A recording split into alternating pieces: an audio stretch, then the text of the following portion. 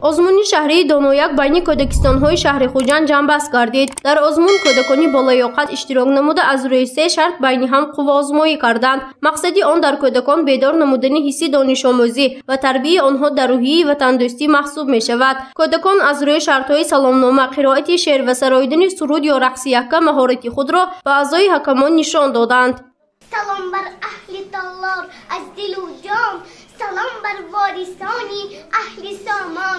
من از آن فخر دارم که زاده تاجیکستانی صاحب استقلالم. آزمون شهری دونویک به روز محافظت کودکان و 30 سالگی استقلالیت جمهوری تاجیکستان بخشیده شد. آزمون امسال در شیرخوارگاه کودکستانی رقم 14 شهر خوجند گذرانیده شد. در آن کودکان بالایاقت 35 کودکستان‌های شهر اشتراک نمودند. رفتی آزمون را نمایندگان شعبه معارف نظارت برده مهارت کودکان را بهاگذاری کردند.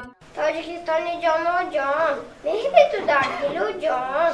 من هم یک فردی تویم، خدمت کنم از دل و جان.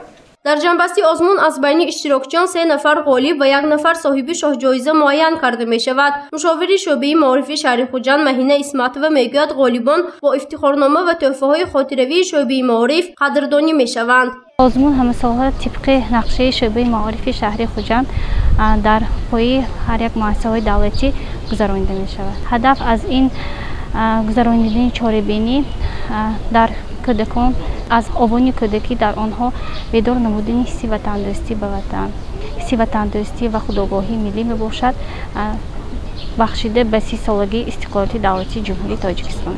آزمون شهری دونویک بین کودکستان‌های شهر خوجند همه ساله تشکیل کرده می شود. هدف بلند نمودن سطح دانش کودکان و تربیت آنها در روحیه و تندرستی از سن نورسی محسوب می شود.